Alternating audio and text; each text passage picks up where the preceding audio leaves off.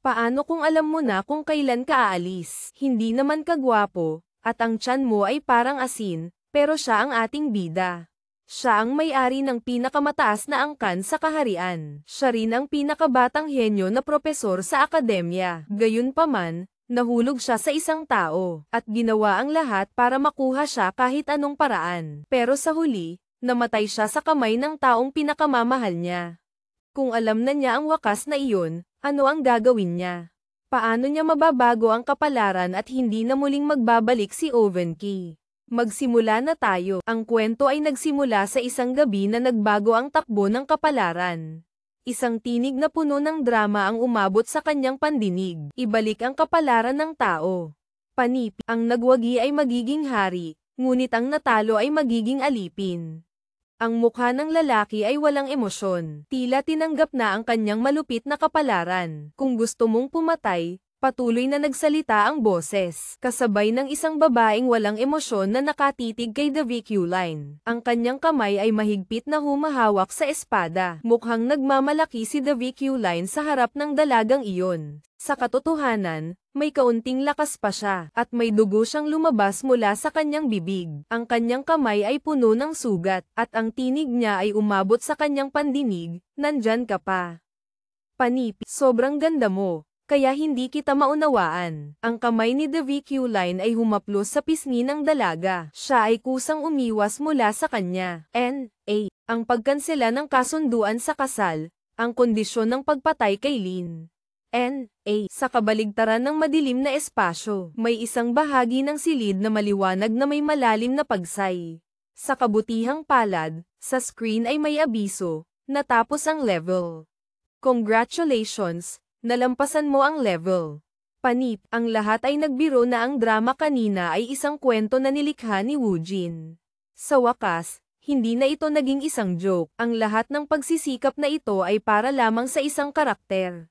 At sa wakas ay naayos na ang mga error na paulit-ulit sa linya ng pagkansela ng kasunduan.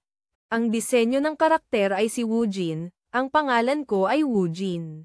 Pagod na ako, sabi ni Woojin na nakataas ang kamay. Tapos na ang overtime ngayong araw. Panipi, ako ay isang game developer, sa isang studio na nagdevelop ng console games.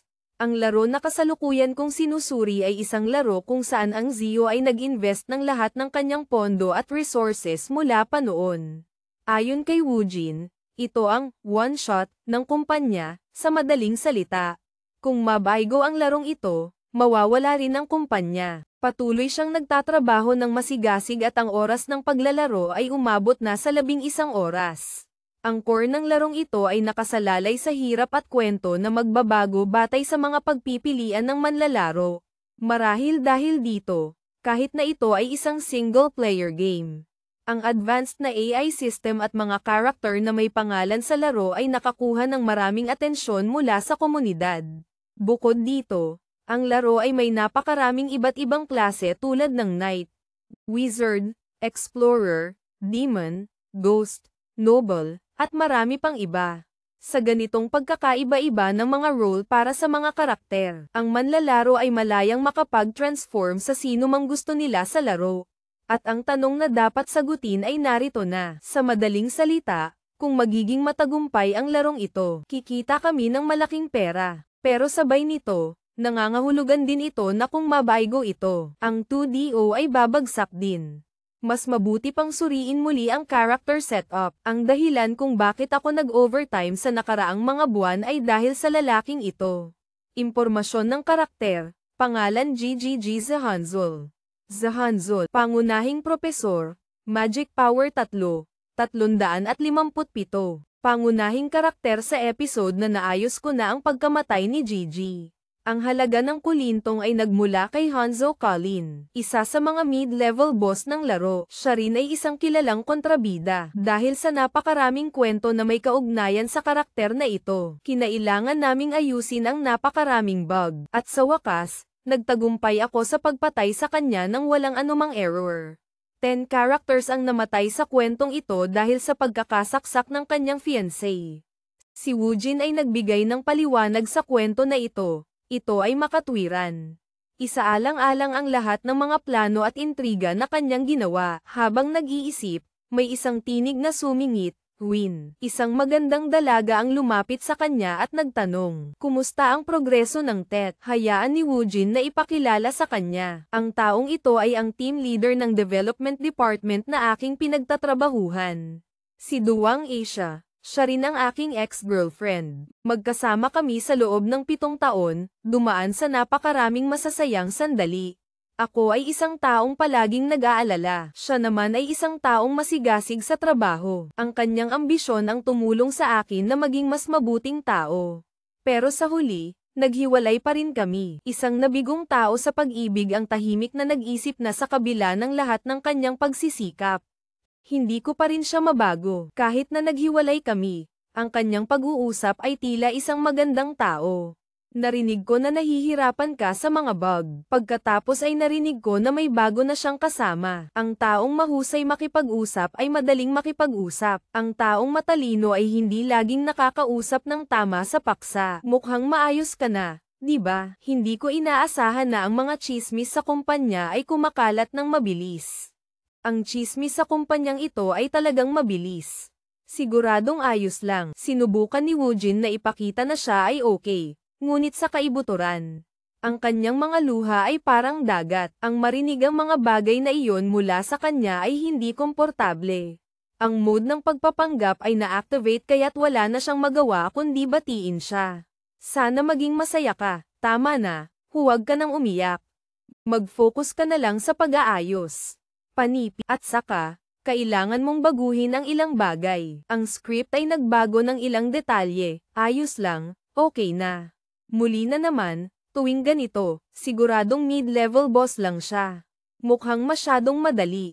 Panipi, iyan din ang kagandahan ng larong ito at ni The VQ Line. Habang lumalalim ang kwento, lalakas si The VQ Line. Ang hirap ng laro ay ganap na nakasalalay sa mga pagpipilian ng manlalaro.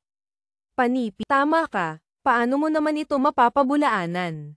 Tama nga, pero alam mo ba, ang model ng karakter na ito ay kinuha mula sa iyo. Sabi ni Woojin na hindi pa nakaisip na. Narinig mo na ba ang salitang ito na may ganitong reaksyon? Ah, hindi mo ba napansin, magkamukha kayong dalawa, kahit anong mangyari. Hindi ka maniniwala, nakilala mo lang siya ng 2 beses. Panipi, sabi ni Duwang Asia, kaya pinatay mo siya sa laro. Sigurado akong maniniwala ka. Panipi, hindi siya sumusuko, patuloy na nagtatrabaho sa pagsusuri. Ang personalidad ng 2 tao ay magkapareho rin. Sa laro, si The VQ Line ay may mga linya. Si The VQ Line ay isang P** tangina.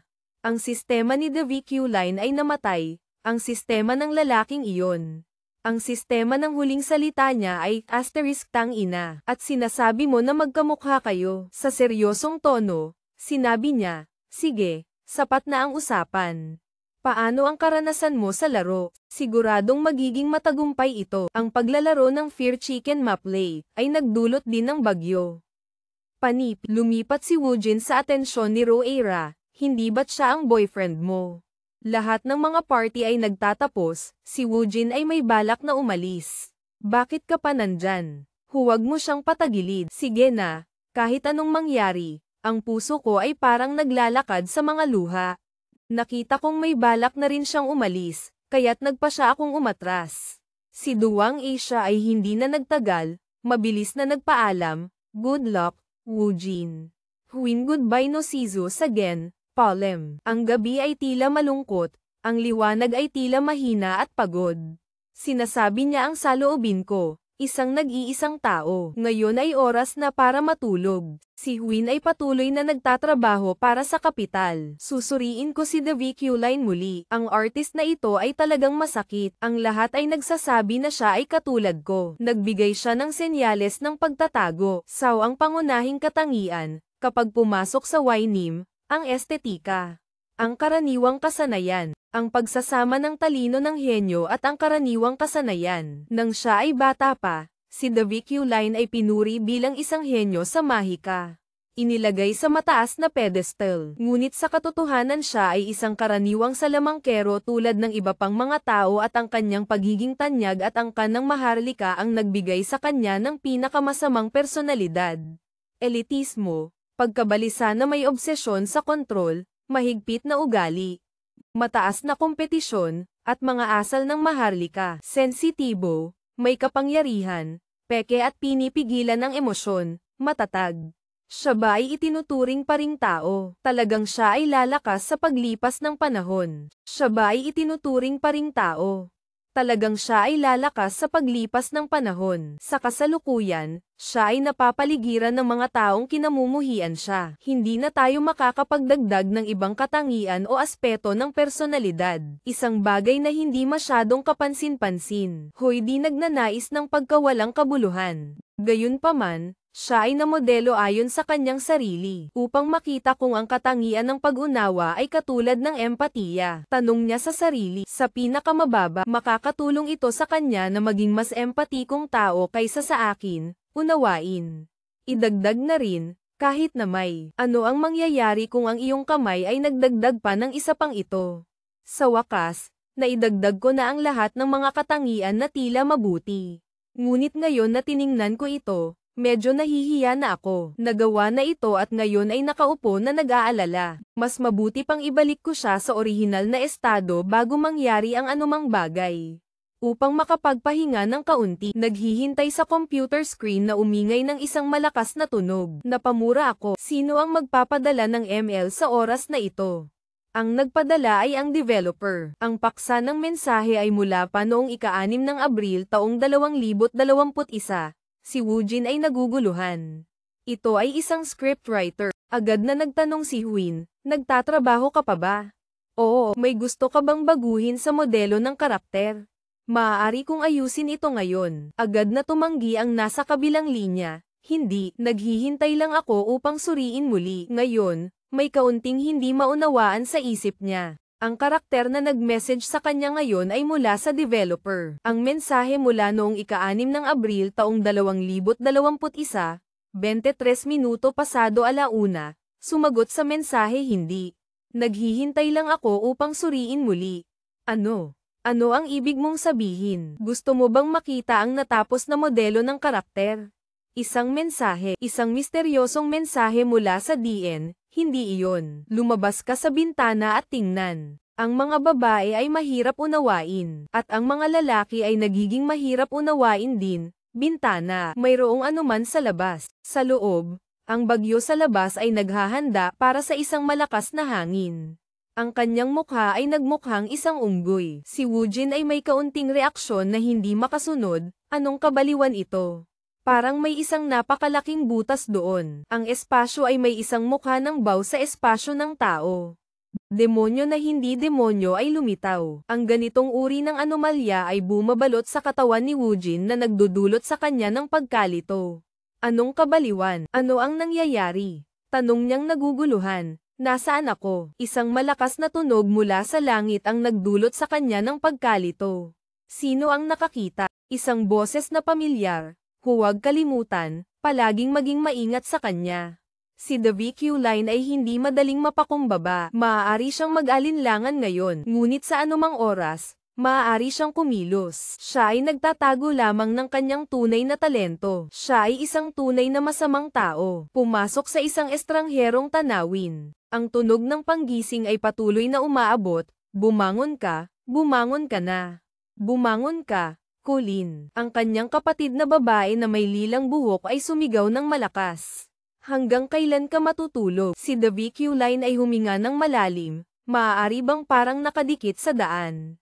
Iniisip niya, ilang araw na mula nang pumasok ako sa katawan na ito. Ngunit tila parang isang panaginip. Si Yasmin ay walang balak na sumuko sa laban. Kailan ka ba matatapos? Dahil sa isang babae na naglalagi sa silid. Nais mo bang ipahiya ang buong pamilya? Iiwan ko ang mga dokumento dito. Alagaan mo na lang. Kung ayaw mong matanggal sa trabaho, bumangon ka na. Pagkatapos ng araw na iyon nang ang langit ay naging kakaiba. Nagising ako sa isang estrangherong katawan, 1 linggo na ang lumipas.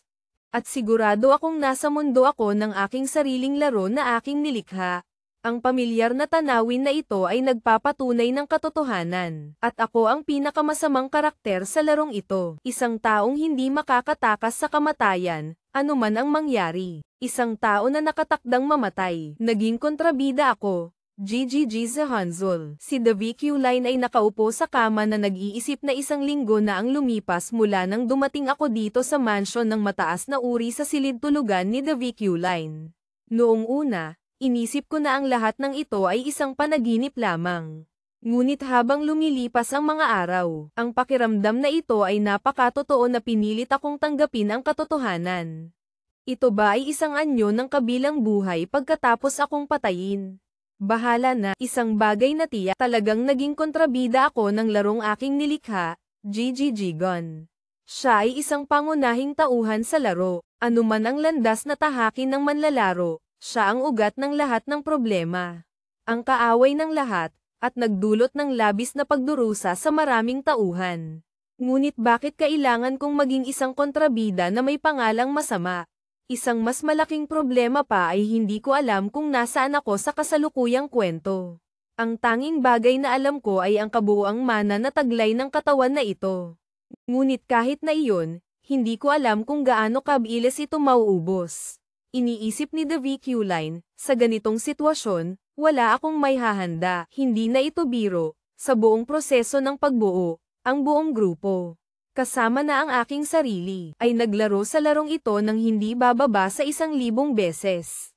At ang karakter na ito ay nakaligtas ng 1 beses lamang. Siya ay nilikha na may tanging layunin na mamatay, maging isang boss sa gitna ng mga kaaway. Profesor The VQ Line ng Imperial University. Kurikulum ng batayang kaalaman sa mahika at pagsusuri ng mana. Si Ezen ay ang nag-throw ng bundle ng dokumentong ito sa aking mukha habang ako ay natutulog. Siya ang nakababatang kapatid na babae ng The VQ Line at siya rin ang humahawak ng posisyon ng pinuno ng pamilya ng Jukerlai para kay The VQ Line. Mukhang wala silang magandang relasyon kay The VQ Line. Tungkol sa babaeng binanggit ni IED, marahil ay si Juliana. Iniisip ko na may nangyaring hindi maganda kay The VQ Line sa kanyang kasintahan. Naalala ni Resilin ang alaala ng taong ito, kung saan ang kanyang nakababatang kapatid ay naglalakad palayo habang sinasabi, "Iniwan ko ang bundle ng dokumentong ito para sa iyo. Kung ayaw mong matanggal sa iyong prestihiyosong trabaho bilang guro, bumangon ka na." Si The VQ Line ay nakaupo sa kama at tila nakakaunawa. Ano ang sinabi niya? "Guro."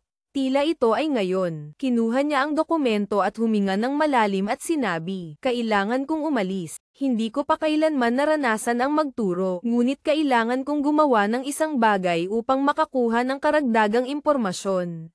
Higit sa anupaman, lumitaw ang sistema, layunin ng buhay na maging isang mahalagang tauhan sa laro, mga side quest.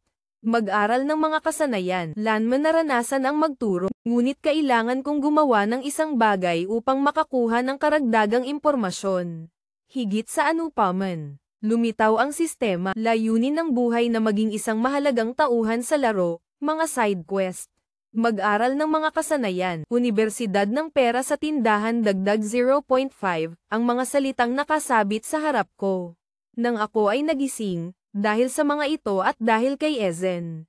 Naramdaman kong dapat akong kumilos. May napakaraming paraan na maaaring mamatay si The VQ Line dahil kay Ezen. Gayunpaman, ang tinatawag na pera sa tindahan na ito ay tila napakahalaga. Ang mga yapak ng ginto sa pasilyo, tila kailangan kong. Mukhang nakababahala ngunit hindi naman. Maaaring ito ay naglalaman ng katangian ng pag-unawa. Natatanging antas. Modelo ng kakayahang maunawaan ang anumang bagay. Maaaring ma-activate sa pamamagitan ng pagkonsumo ng mana. Bago ako naging The VQ Line, idinagdag ko ang katangiang ito sa kanya. Upang siya ay magkaroon ng kaunting empatiya. Ito ay isang natatanging katangian na lumilitaw lamang sa huling bahagi ng laro. Marahil mayroon itong iba pang mga nakatagong epekto. Pumasok siya sa isang marangyang banyo at si Lin ay nagbihis habang nagsasalita. Ang mga damit na ito, ang banyo na ito. Lahat ay kakaiba sa akin. Ngunit ginagamit ko pa rin ang mga ito nang hindi nakakaramdam ng estranghero. Para bang nabuhay ako ng buong buhay ko sa estilong Jilin. Karaniwan, kung magsusuot ako ng ganitong mga damit, mararamdaman kong masikip ako. Ngunit sa kasalukuyan, nagdadala ito ng kaakit-akit at kaginhawaan. Isa ito sa mga katangian ni Han, ang kanyang pagiging mahigpit at karisma. Ang kanyang pang-estetika. Sa ganitong paraan, ang dalawang pares ng kilay ay tila nakakunot. Parang gustong humalik sa estilong Pranses. Ang katawan na ito ay tila nagsasalita sa sarili na ito ang kanyang sariling anyo. Hindi ko man lang nararamdaman na nais kong magsalita ng kahit anong bastos. Ang pormalidad na dati ay tila pinipilit ni Kim Ho-jin. Ngayon ay naging natural na higit kailanman. Kahit na ang pangunahing layunin ko ay mang-alap ng impormasyon. Ngunit ang hakbang na ito, ang paglalakbay patungo sa unang lektura ay tila napaka-natural. Ako ay isang aristokrata, isang tao mula sa mataas na uri. Naalala ko pa rin ang galit na nag-uumapaw sa akin, sumpa ng Diyos.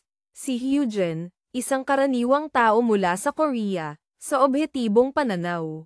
Ako ay matangkad, kaakit-akit at kung susundin ang sinabi ng aking dating kasintahan bago kami naghiwalay. Sa nakaraan, lagi akong tinatawag na tamad at walang silbi. Iniisip ko, oo, ako, hindi. Hindi ko hahayaan na maliga ako. Hindi ako kailanman magiging walang pag-iingat. Pagkatapos ay si Ji Lindy ay umalis. Sa labas ay may isang marangyang sasakyan na naghihintay sa akin. Sumakay ako sa sasakyan ngunit iniisip ko pa rin, sa anumang kaso.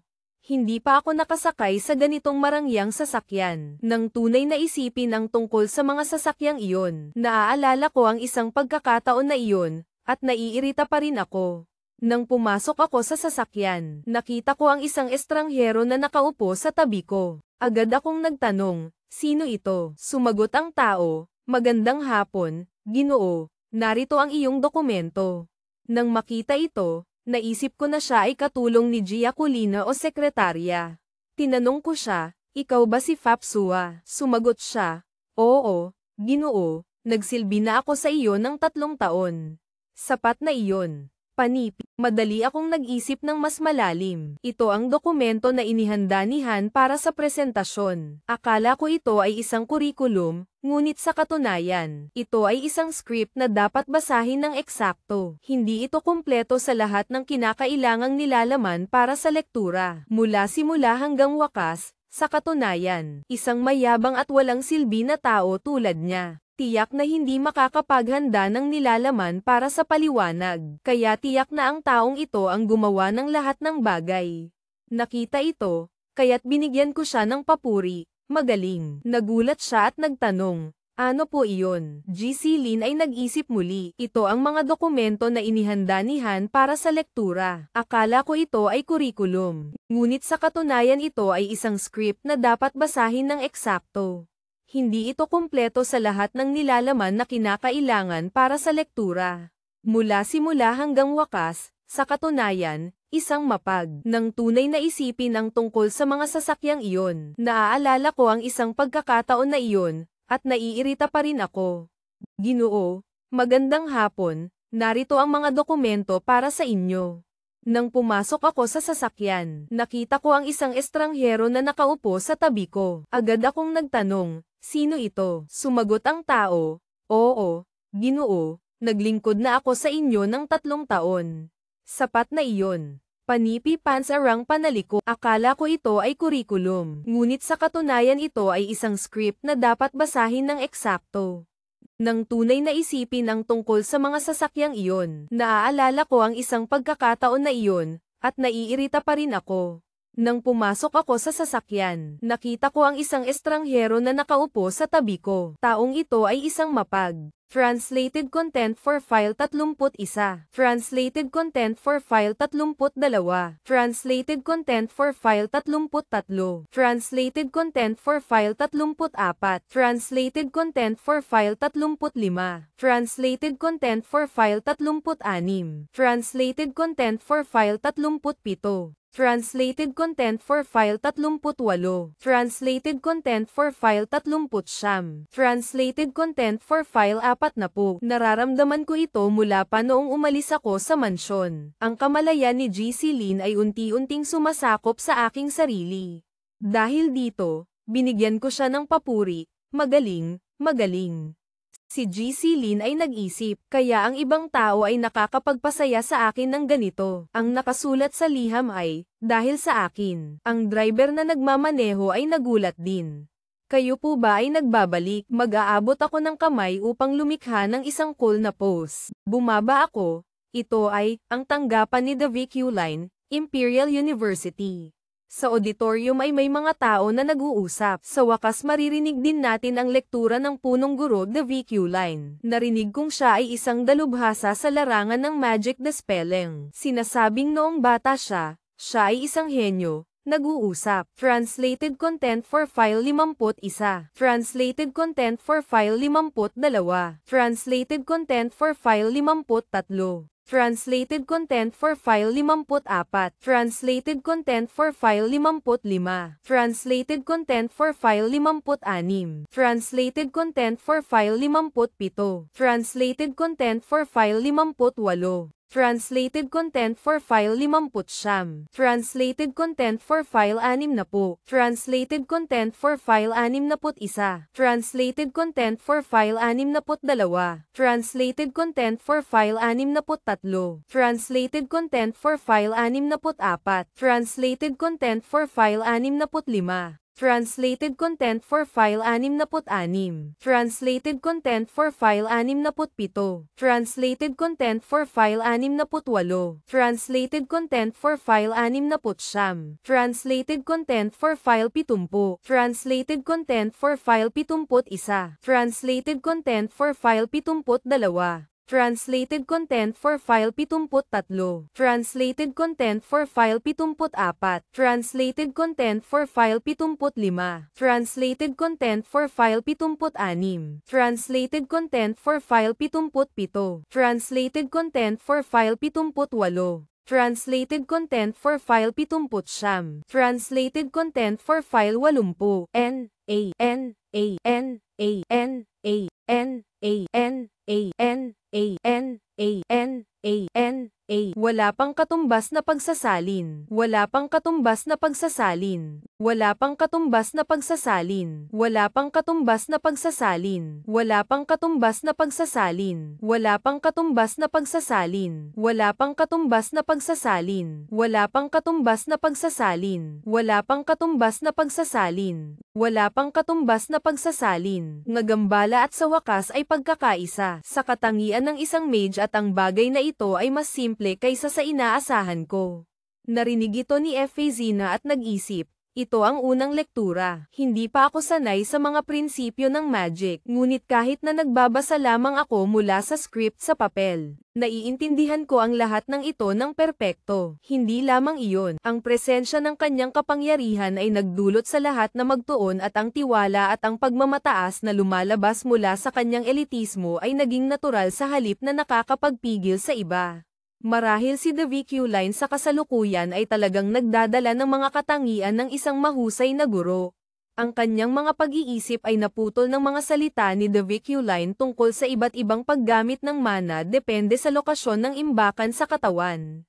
Karaniwan, ang mga mage ay nag-iimbak ng mana sa kanilang isipan kung saan madaling maisip ang magic. Ang mga knight ay nag-iimbak sa kanilang puso at pinapalaya ito sa pamamagitan ng pamamahala sa buong katawan.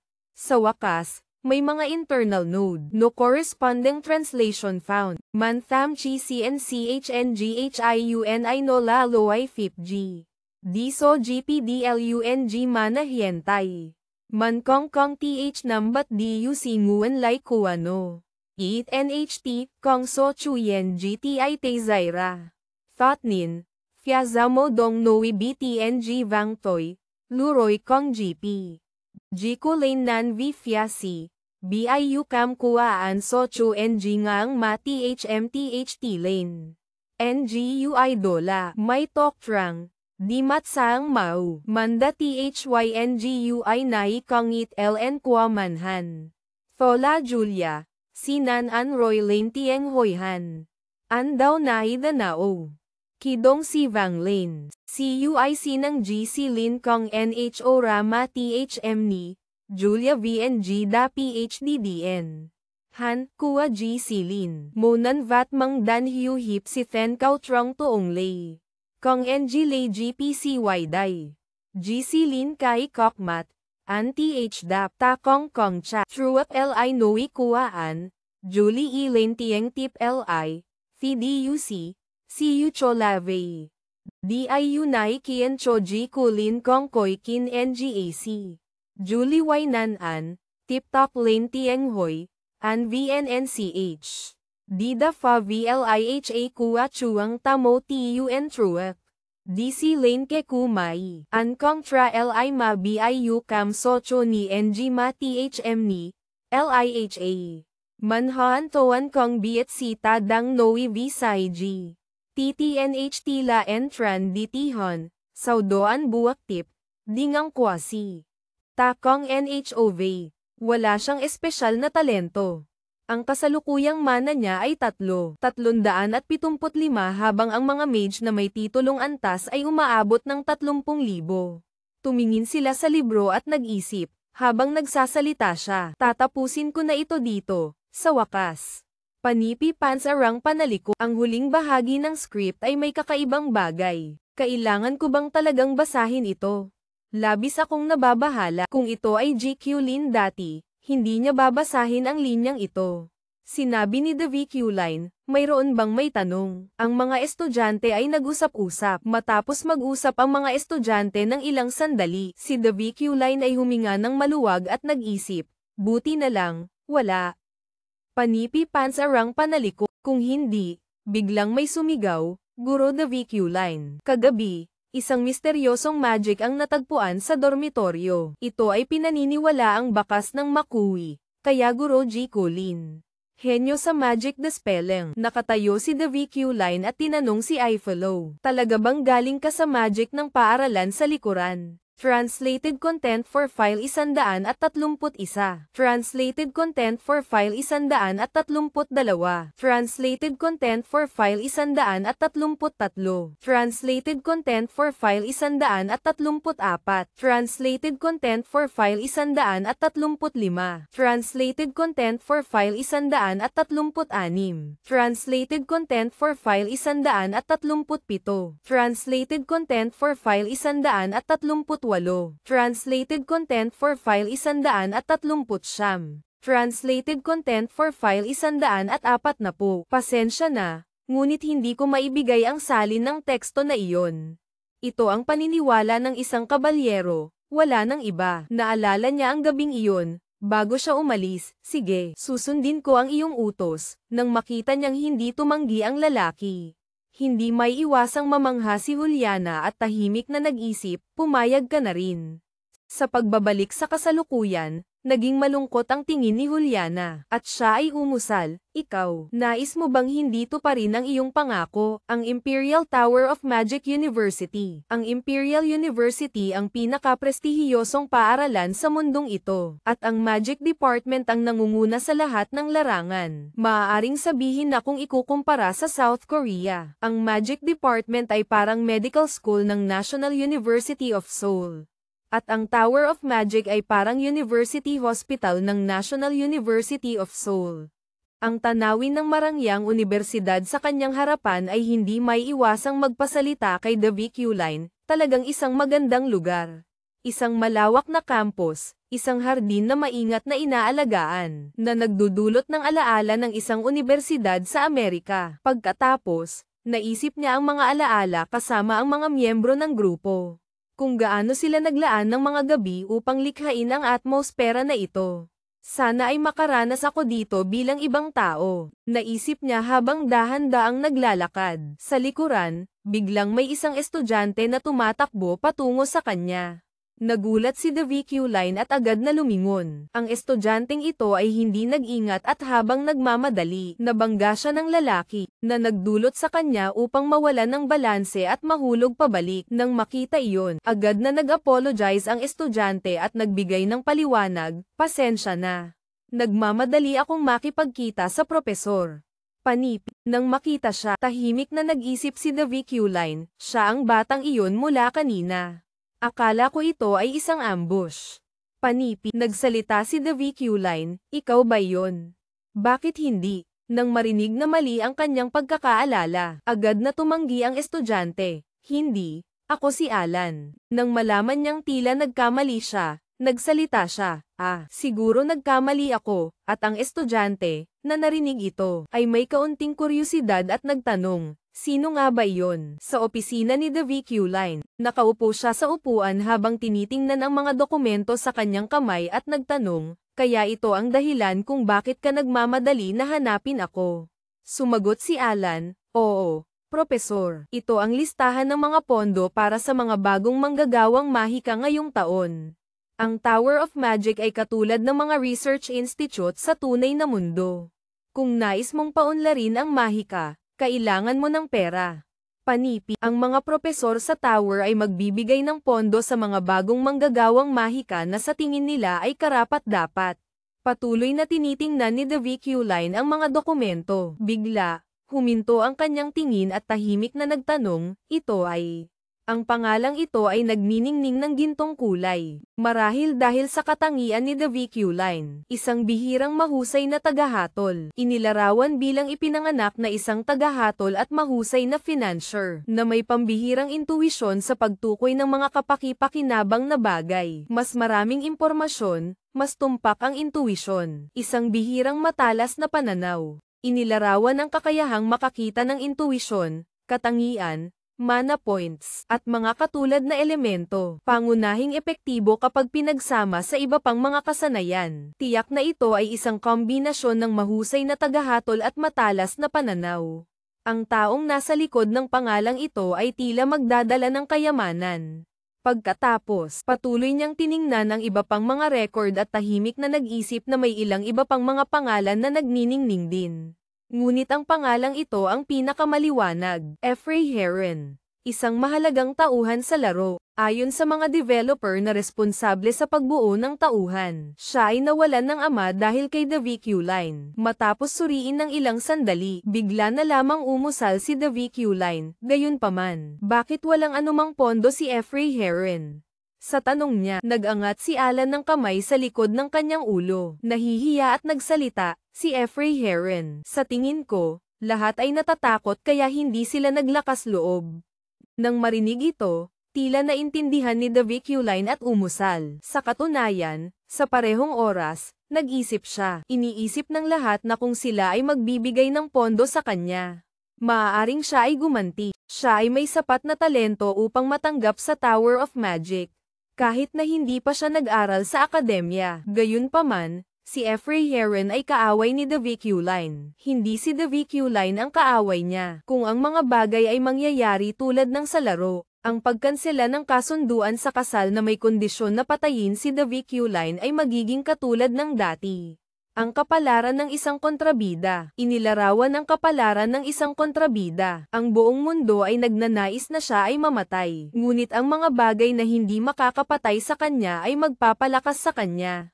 Sa laro, si The VQ Line ay namamatay sa napakaraming paraan. Isang espada na tumagos sa puso, isang pamalo na bumasag sa bungo, isang basong may lason, isang bomba ng terorista. Kung nais niyang mabuhay, kailangan niyang gumawa ng ibang pagpipilian. Isang pagpipilian na hindi kailanman ginawa ng orihinal na The VQ Line. Matapos ang ilang sandali ng pag-iisip, sa wakas ay ibinaba niya ang kanyang panulat at pumirma. Pagkatapos, iniabot niya ito kay Alan at nagmungkahi, Alan, ipadala ang listahang ito. Sip, sa wakas ay ibinaba niya ang kanyang panulat at pumirma.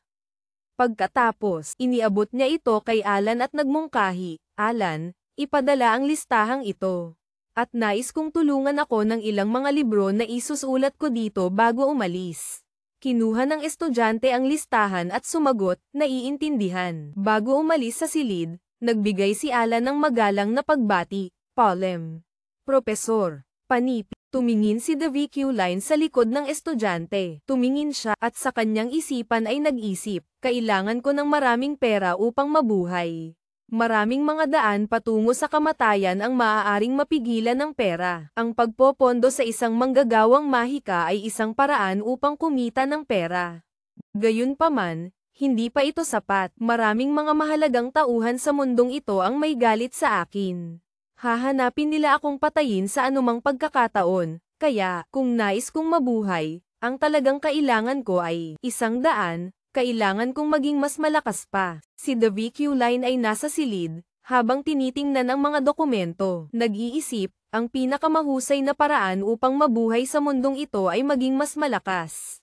Gayunpaman, ang talento ni The VQ Line ay nasa katamtangang antas. Sa kasalukuyang estado, hindi ko kayang harapin ang mga banta sa hinaharap. Hindi ko kayang mabuhay sa napakaraming kamatayan na nag-aabang sa akin. Gayunpaman, mayroon akong isang bentahe, ang aking katangian. Si The VQ Line ay hindi makakontrol ng lahat ng 4 na elemento tulad ni Han Koay Koang. Ngunit tiyak na mayroon siyang potensyal sa pagkontrol ng lupa at apoy. At kapag pinagsama ang lupa, apoy, at metal, ito ay lilikha ng isang espesyal na katangian ni The VQ Line. Ang kamay ng mahika na nag-iisa, na gumagamit ng mana ng gumagamit upang buksan ang potensyal ng target. Dahil dito, ang talento sa pagkontrol ng metal ni The VQ Line ay nagpapahintulot sa kanya na gamitin ang hangin bilang espada. Pagkatapos, muling binuksan ni The VQ Line ang aklat, ang mga pangunahing mahika ng pagkontrol, at nag-isip, mukhang maganda. Ngunit sa katotohanan ito ay isang simpleng anyo ng telepatiya. Gayunpaman, ang ganitong uri ng mahika ay hindi karaniwan sa mundong ito. Sa mundong ito, ang kakulangan ng lakas ay maaaring mapunan sa pamamagitan ng pagmamanipula ng katangian ng metal. Ngunit upang magawa iyon, kailangan ko munang matutunan kung paano kontrolin ang mga bagay. Pagkatapos, inilapag ni Alan ang kanyang kamay sa aklat at umusal, subukan natin. Panipi, mula sa aklat, isang daloy ng mana ang lumabas at umikot sa kanyang braso. Pagkatapos, unti-unting lumalaki ang daloy ng mana, at sa sandaling iyon, lumikha ito ng isang napakalaking puwersa na bumabalot sa buong katawan niya, na nagdulot kay The VQ Line na mamangha. Ang daloy ng mana ay umiikot ng mas malakas, na parang isang buhawi na gustong sumipsip ng lahat. Matapos maramdaman ang daloy ng mana, tahimik na nag-isip si The VQ Line. Ang mga nilalaman at mga incantation tungkol sa pangunahing telepatiya ay dumadaloy sa kanyang isipan. Pagkatapos ng ilang sandali, sa wakas ay nawala ang daloy ng enerhiya ng mana. Wala ang daloy ng enerhiya ng mana. Si The VQ Line ay pagod at humihingal, pawis ay dumadaloy sa kanyang mukha. Pagkatapos ay tumingin siya sa aklat at tahimik na nag-isip, marahil ngayon. Pagkatapos ay inabot ni The VQ Line ang kanyang kamay upang kontrolin ang panulat at umusal, narito na. Pagkatapos ay nag-isip siya, ngayon ay ganap ko nang naaalala ang pangunahing mahika ng pagkontrol at maaari ko itong ipatupad ng hindi kinakailangan ng incantation. Nasaksihan ang isang bagay na dati kong nakita sa laro na naging katotohanan. Naaalala ang mahika na automatikong ipinatupad ng utak para sa mga mahika na aking naunawaan. Kahit na ito ay pangunahing, ngunit kung ang katawan na ito, kahit na matutunan ang mas mataas na mahika ng pagkontrol, maaari ko ring maabot ang antas na nais ko. Muli niyang tiningnan ang aklat at tahimik na nagtanong, ano ang dapat kong gawin? Buong katawan, sa mundong ito, mas malaki ang bilog ng mahika, mas malakas ito.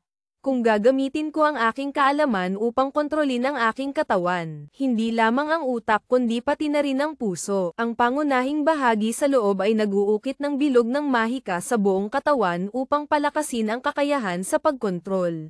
Siyempre, maaaring magdulot ito ng labis na pagkapagod o mga side effect sa aking katawan.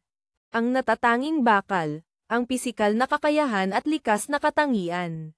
Ang potensyal ng katawan ay umabot sa pinakamataas na antas. Ngunit ang katawan na ito ay may katangian ng natatanging bakal. Pinapayagan akong tiisin ang mga side effect na iyon. Ito ay isang bagay na maaari lamang kong gawin sa mundong ito.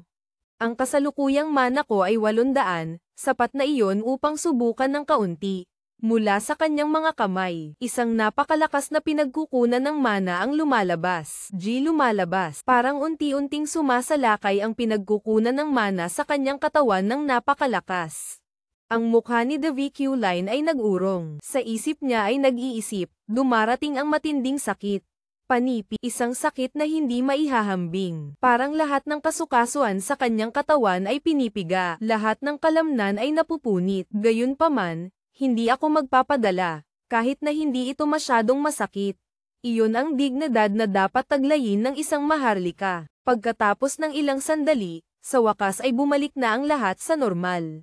Ang kanyang mga kamay ay patuloy na nanginginig. Sa isip niya ay tahimik na nag-iisip, mana 1,375.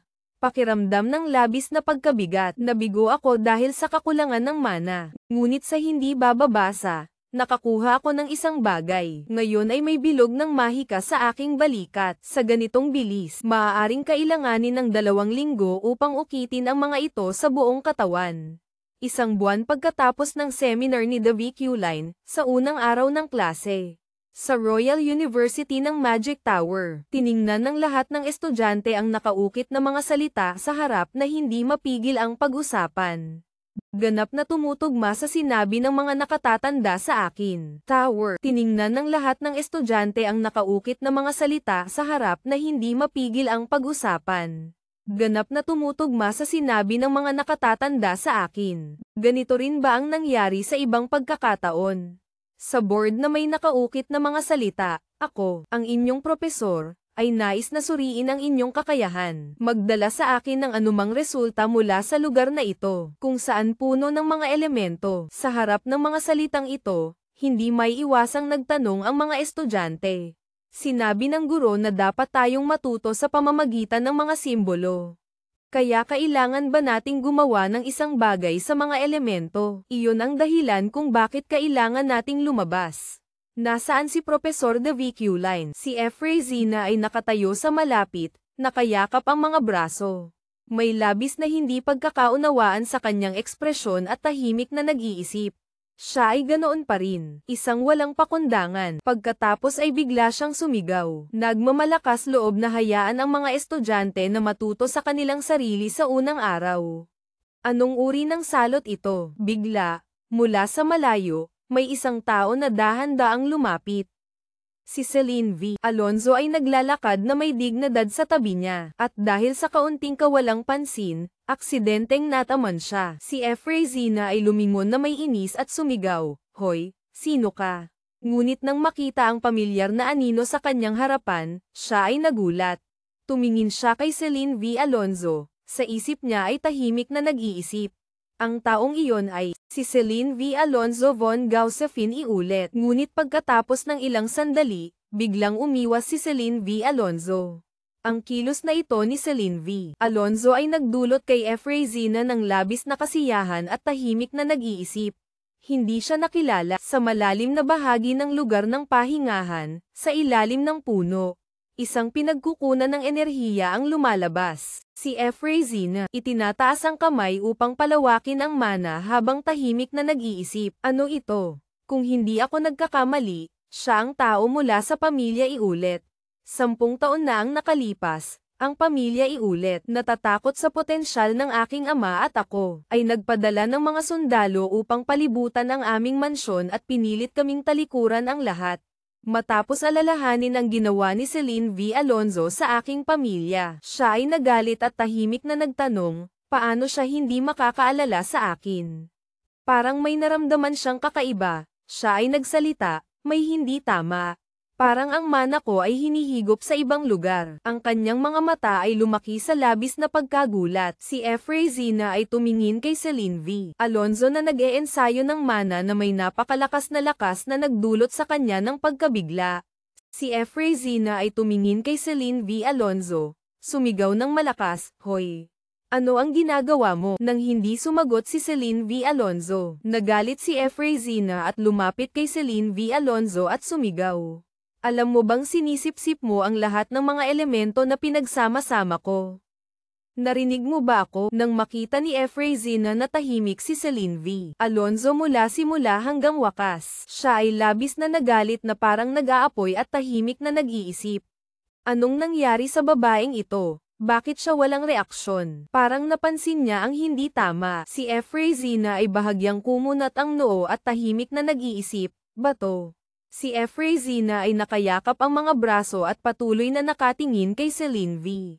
Alonzo at nagtanong, "Hoy, huwag kang magpanggap na hindi mo ako kilala." Ginoong Celine V. Alonzo, alam ko na, hindi mo maaring hindi ako makilala. Matapos mong takutin ang aking pamilya at pinilit ang FB na talikuran ang Mahika. Natatakot ka ba? Natatakot na baka dumating ako upang agawin ang iyong magandang bagay. Hindi kita kilala. Nang marinig ito ni Efraizina, siya ay labis na nagalit at sumigaw. Ngayon ay naglakas loob ka pang makipag-usap sa akin ng ganyan. Sumagot si Celine V. Alonzo, hindi kita kilala, pero kilala ko ang iyong ama. Nang marinig ito ni Efraizina, siya ay nagulat at sumigaw, ano? Lumiko si Celine V. Alonzo. Ang kanyang mga mata ay malamig na nakatingin sa kanya at nagsalita, yung mayabang na Maharlika. Narinig kong patay na siya. Sa mga salita ni Celine V. Alonzo, si Efraizina ay labis na nagalit nang makita ang isang napakalakas na pinagkukunan ng mana na lumalabas mula sa lugar ng pahingahan. Isang estudyante ang labis na natakot at itinuturo ang pinagkukunan ng mana at sumigaw, hala! Tingnan mo, sa oras na ito, si Efraizina ay nagpalawak ng mana at tumakbo upang umatake kay Celine V. Alonzo. Si Efraizina ay tumingin kay Celine V. Alonzo at sumigaw, ano ang sinabi mo?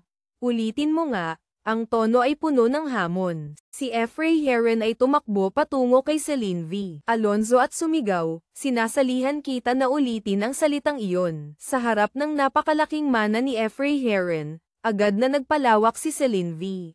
Alonzo ng mana upang balutin ang kanyang sarili bilang proteksyon. Agad na sumabog ang isang malakas na tunog na nagdulot ng pagkalat ng mga bato.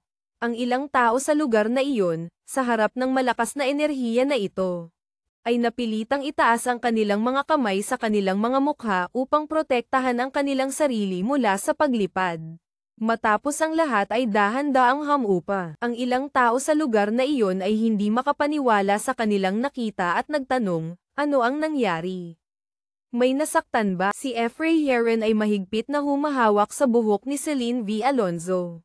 Si Celine V. Alonzo ay tumingin sa kanya at nagutos, bitawan mo ako. Panipi, sinabi ko na sa iyo na ulitin mo. Naglakas loob ka bang insultuhan ang aking ama? Patayin kita. Panipi, isang liwanag na may madilim na lakas na tumatakbo patungo sa kanila. Nang makita ang tanawin, lahat ay sabay-sabay na natakot at sumigaw, ano ito? Kasabay nito, sa kanyang isip ay tahimik na nag-iisip, iyon ang lugar kung saan nagbanggaan ang mana ko at kanya. Ito ay sumisip-sip ng lahat ng bagay sa paligid ng walang kaayusan. Nang makita ang kakaibang liwanag na tumatakbo, ang lahat ng tao sa paligid ay mabilis na tumakbo. Hoy! Malapit na itong sumabog, tumakbo na. Hindi. Kung ito ay sumabog, ang mga piraso ng metal ay tutokso na parang bala. At lahat ng tao dito ay mamamatay. Panipi, agad na sumugod ang kakaibang liwanag patungo sa kanila. Dala ang isang nakakatakot na pagsabog. Si Efray Heron ay nagpalawak ng mana. Itinataas ang kanyang kamay sa harap upang harapin ang lakas ng kakaibang enerhiya. Bigla, nang makita ang paligid na biglang naging tahimik, siya ay naguguluhan at tahimik na nagtanong, ano ito? Ang tahimik, huminto na ba ito? Sa kanilang harapan ay si The VQ Line. Siya ay nagpalawak ng kanyang mana upang pigilin ang atake ng kakaibang liwanag upang protektahan sila. Nang makita ni Efray Heron ang tanawin, siya ay labis na nagulat at tahimik na nag-iisip, hala, kailan pa dumating si The VQ Line dito? At bakit ang mga piraso ng pumutok ay parang na-freeze sa lugar?